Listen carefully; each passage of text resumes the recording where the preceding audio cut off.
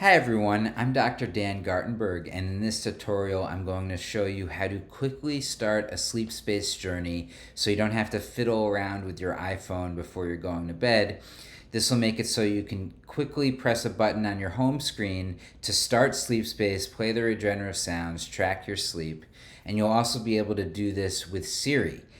So you can say, speaking to Siri, and that can automatically start your SleepSpace journey. So at the end of this tutorial, I'm going to show you how to create this button that you see, this big blue button, where you simply press Start My SleepSpace Journey, and this starts playing the sounds, so you don't have to open the app. You basically, just go to your home screen, and then you click on this button. You'll also be able to say, Hey Siri, start my SleepSpace Journey.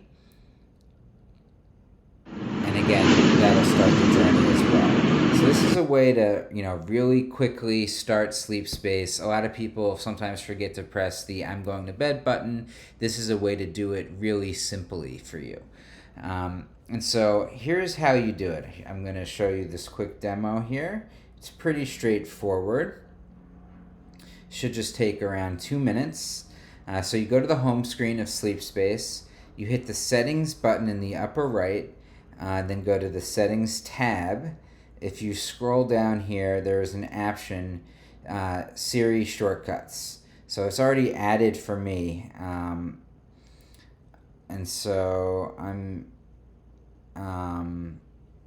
so that's already added. So you'd click add there and you'd add it in. You can actually modify the phrase if you wanted to say something different. I like saying start my SleepSpace journey. But you could record a different phrase if you want. So once you have the Siri shortcut set up, I'm actually going to remove this widget just to demo how it works. What you would do is swipe left on your iPhone and scroll down and click Edit.